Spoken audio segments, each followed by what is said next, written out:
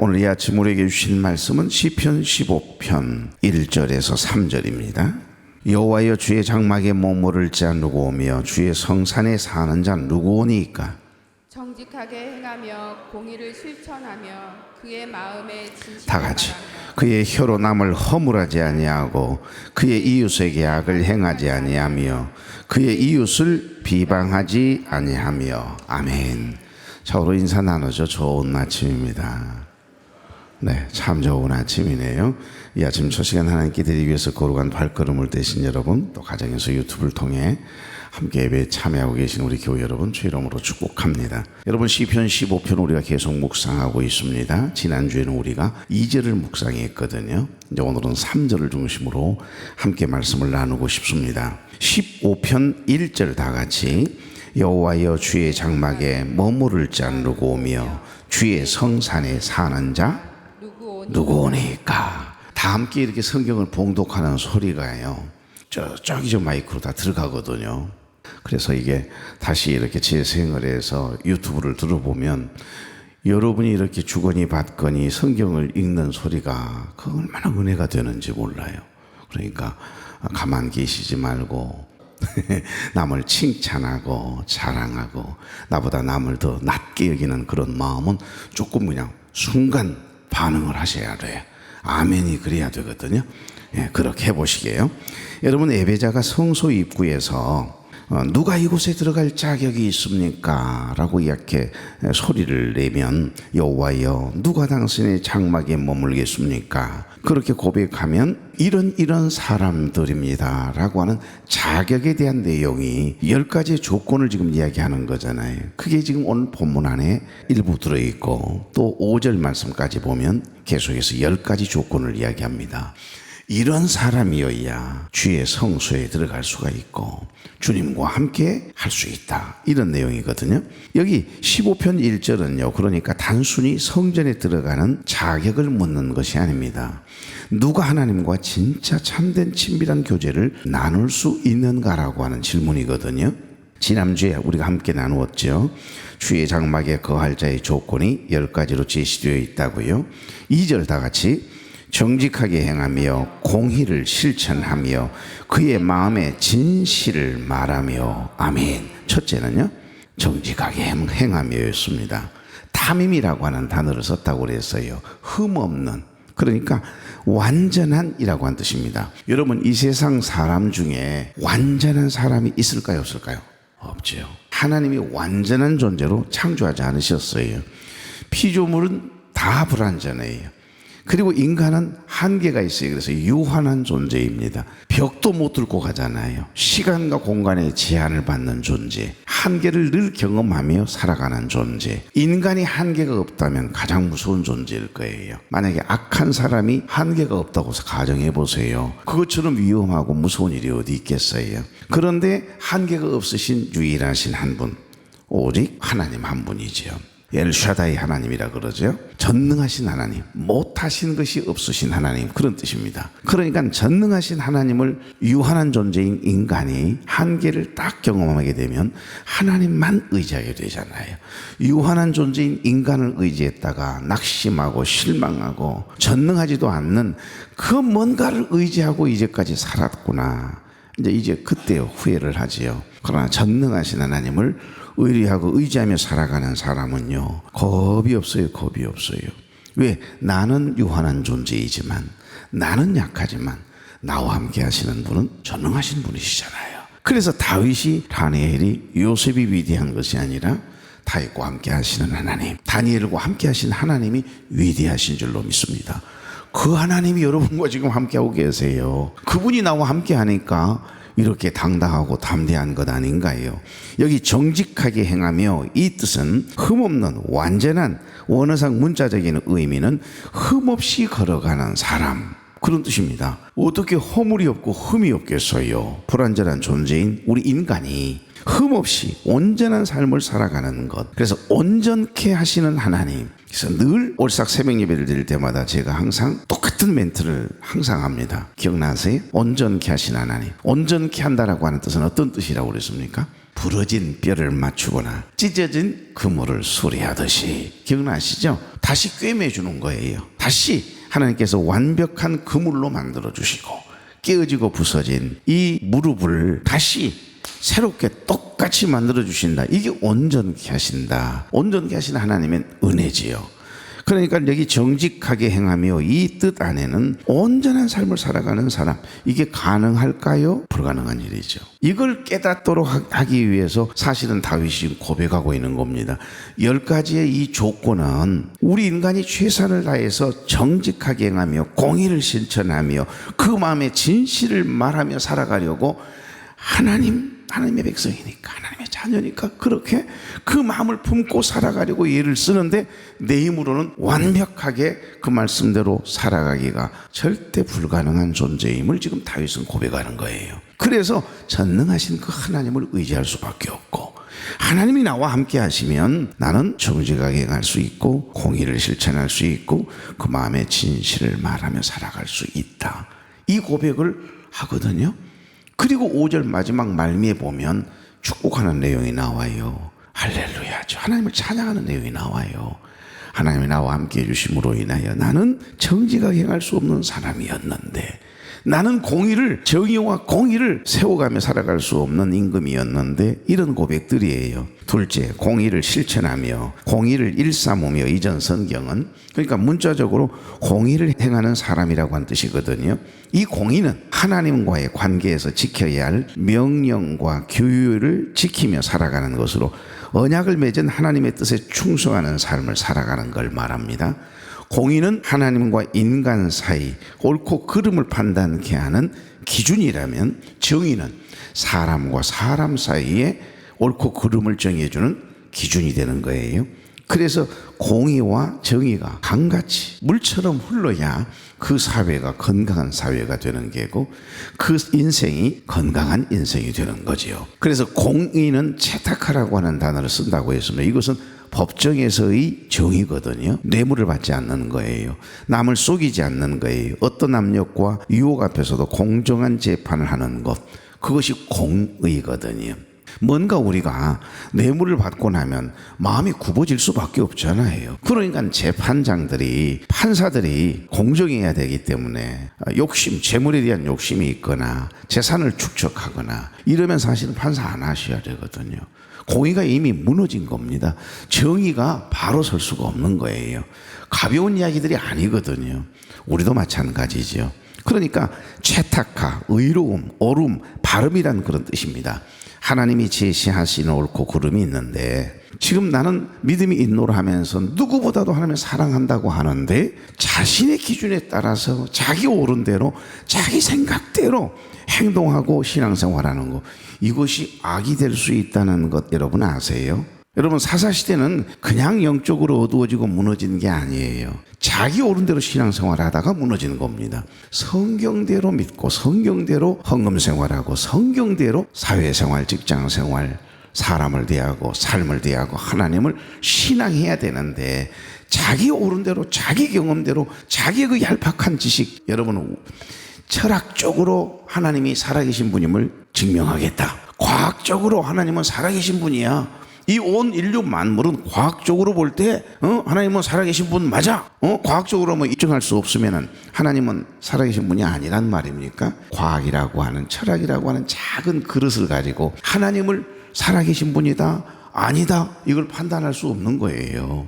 믿음이 그렇습니다. 하나님은 스스로 계신 분이세요. 우리가 하나님이 살아계신 분이라고 해준다고 해서 살아계실 분이 아니고, 하나님은 안 믿어지는데 한다고 해서 하나님이 안 계실 분도 아니란 말입니다. 하나님은 스스로 계세요. 우리가 인정해주든 인정해주지 않든 살아계신 분이세요.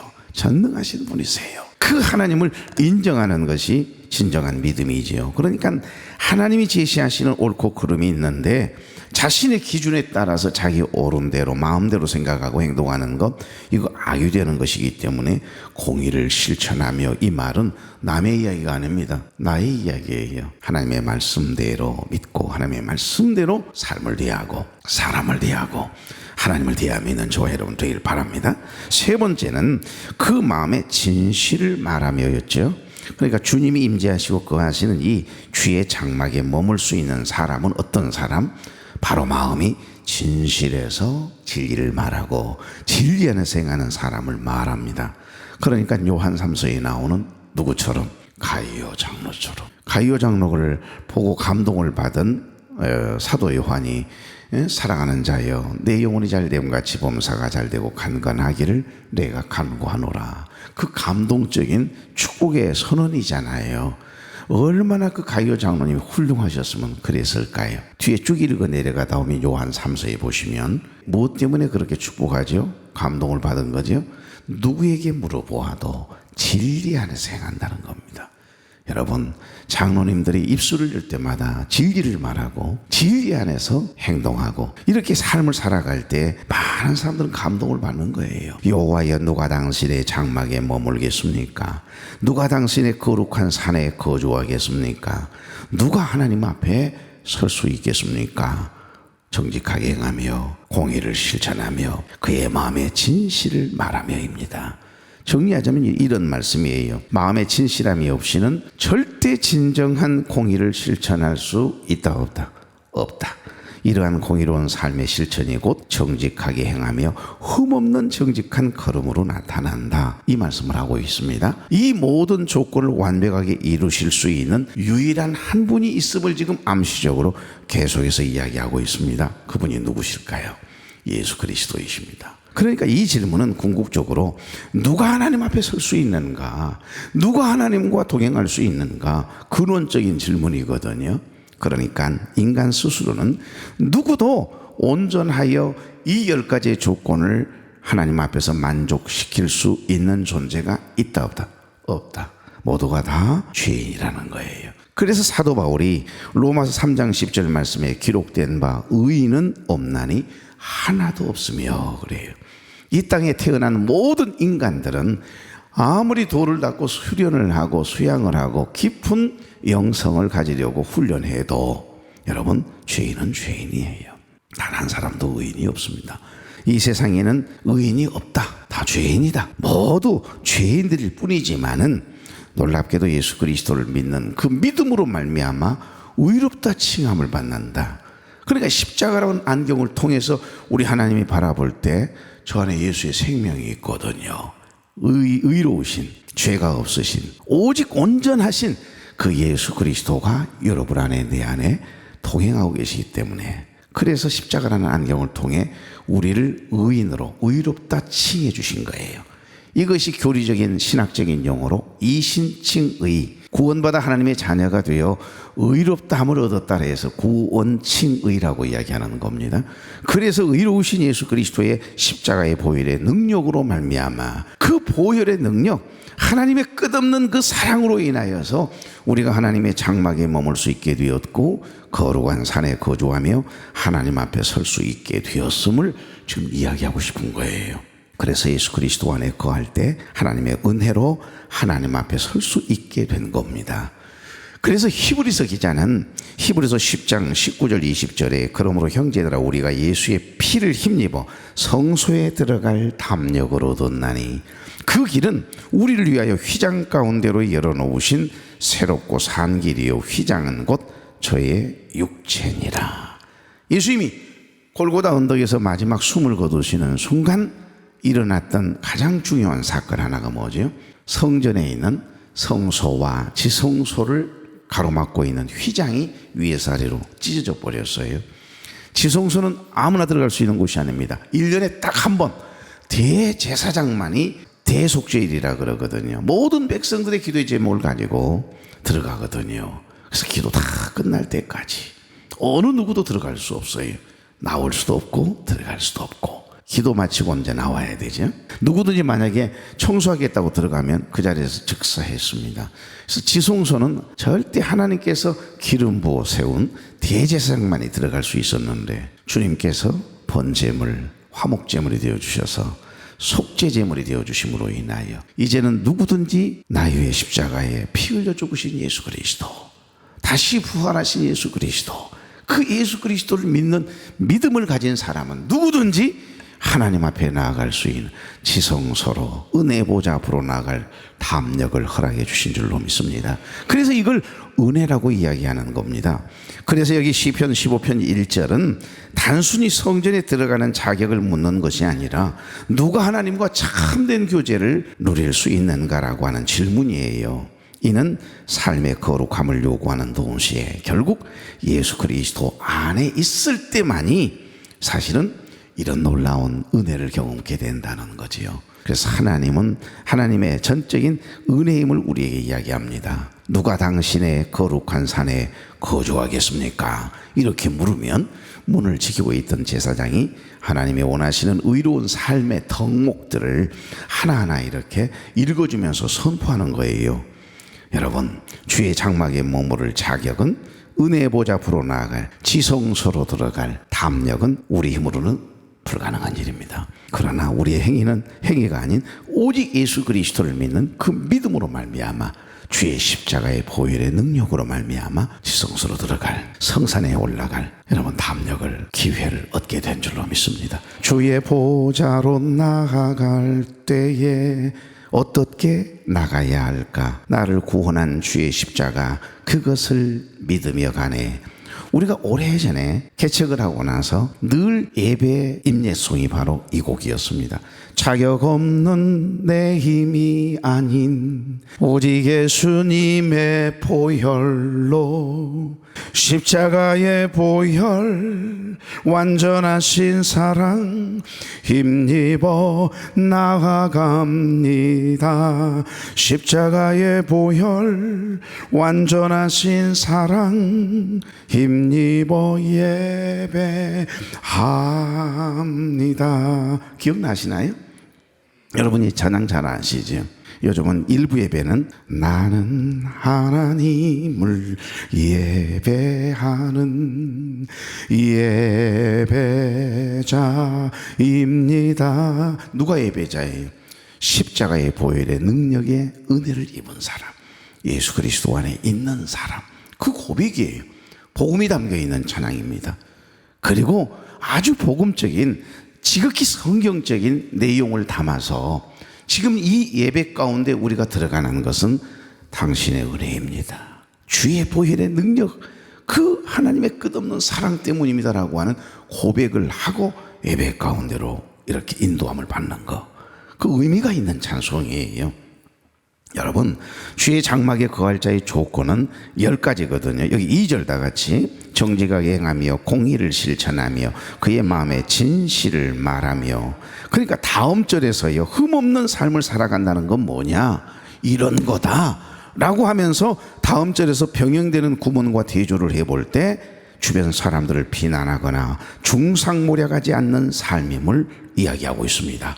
그게 오늘 아침 본문 3절이에요. 다 같이 그의 혀로 남을 허물하지 아니하고 그의 이웃에게 악을 행하지 아니하며 그의 이웃을 비방하지 아니하며. 아멘.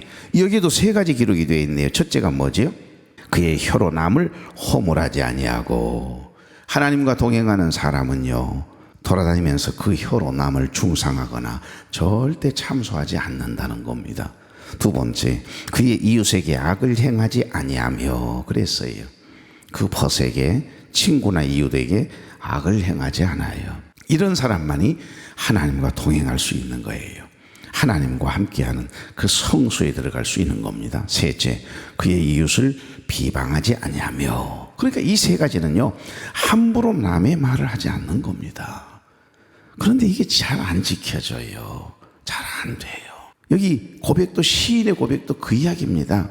2절, 정직하게 행하며. 우리는 마음속으로 얼마나 많은 불의한 생각을 품습니까? 말은 고상하게 하지만 그럴 때마다 얼마나 내 안에 더러운 생각들이 막 지나가던가요, 품어지던가요. 그의 마음에 진실을 말하며. 우리는 스스로를 속이고 다른 사람에게 100% 진실만을 말하며 살아왔다고 자부할 수 있겠습니까? 3절, 그의 혀로 남을 허물하지 아니하고. 우린 단 한 번도 험담이나 비방을 해본 적이 없습니다. 이렇게 자신할 수 있는 분 여기 계세요? 4절 보시면 서운한 것은 해로울지라도 변하지 아니하며 그랬는데 이건 이제 다음 주 말씀이죠. 우리는 손해가 될 줄 알면서도 모든 약속을 신실하게 지켜오고 있습니까? 여기 이 정직, 공의, 진실은 가만히 들여다보세요. 내면적인 겁니다. 그리고 적극적 덕목을 이야기하고 있다면 3절 허물, 악행, 남을 비방하고 험담하는 거 이거 금지하는 거잖아요. 이건 관계적인 이야기고 소극적인 덕목을 이야기합니다. 그래서 2절에서 이 말씀하고 있는 마음에 진실함이 있는 사람은 자연스럽게 3절의 말씀처럼 혀로 절대 남을 허물하지 않는 거예요.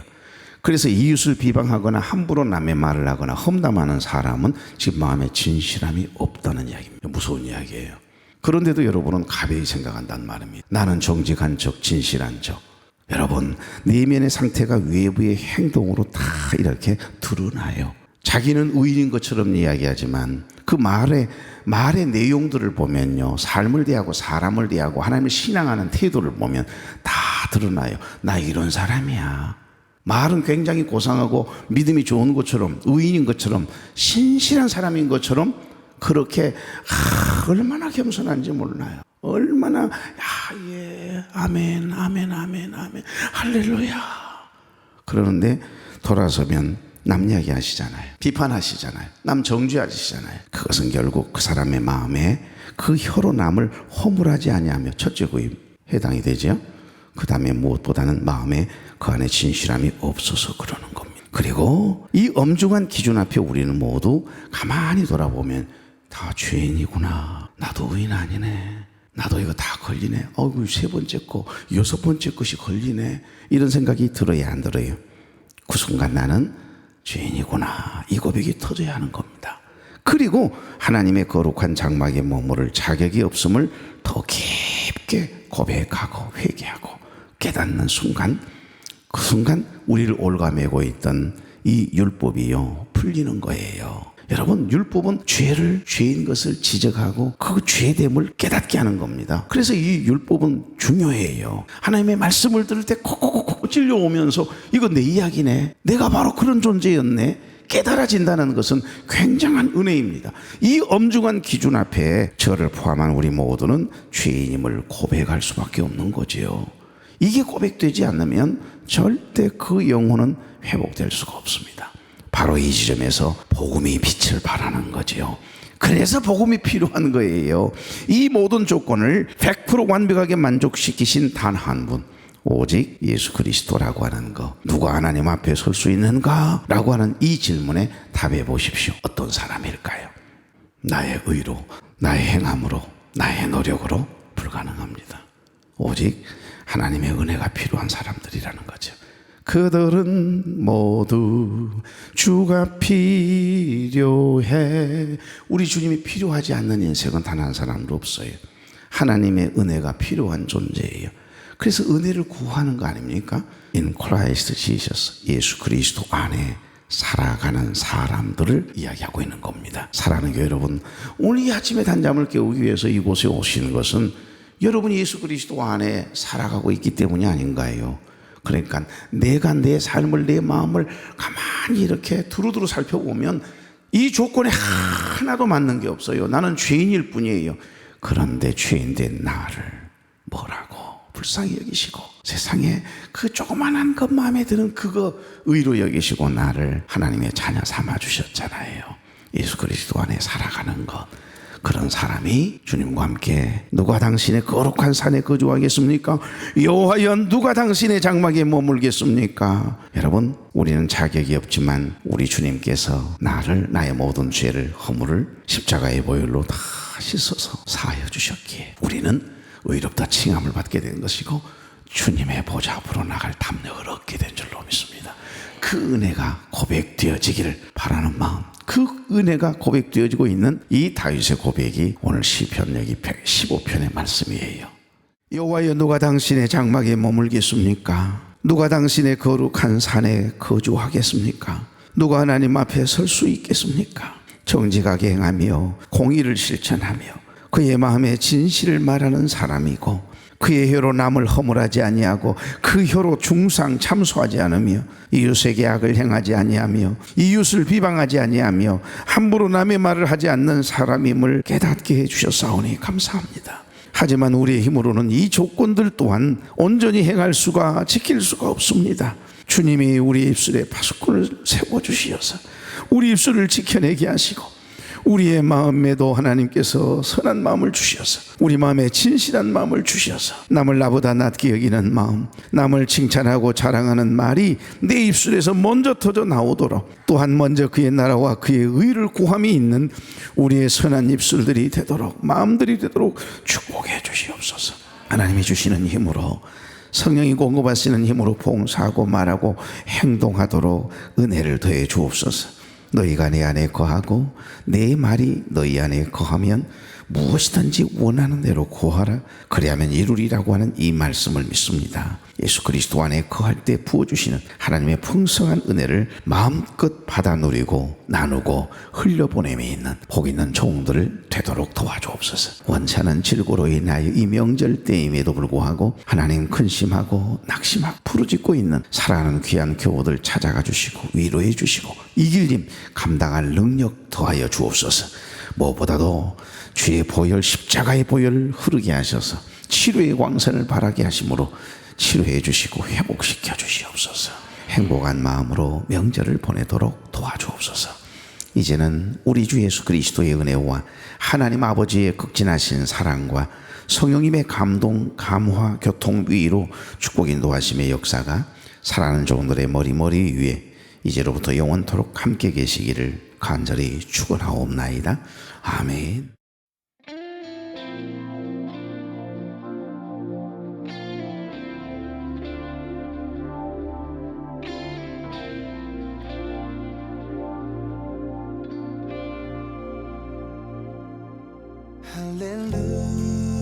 할렐루야 주의 거룩한 집에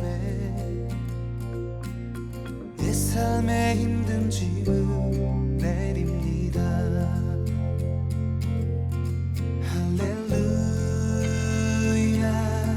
주의 거룩한 집에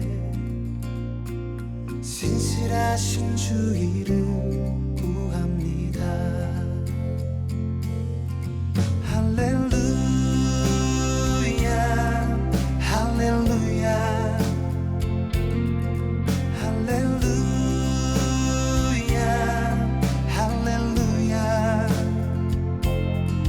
예수의 이름은 능력, 예수 그 능력의 소리 다시 일어서리라. 할렐루야.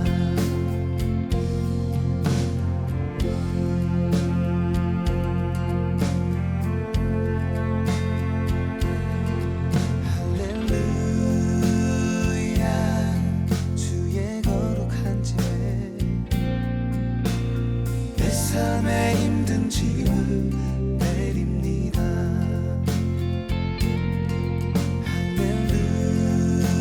할렐루야 주의 거룩한 집에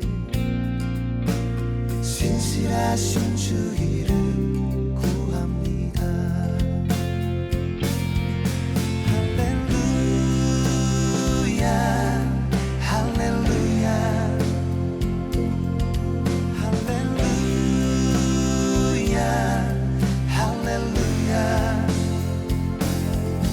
예수의 이름은 능력, 예수 그 능력의 소리 다시 일어서리라.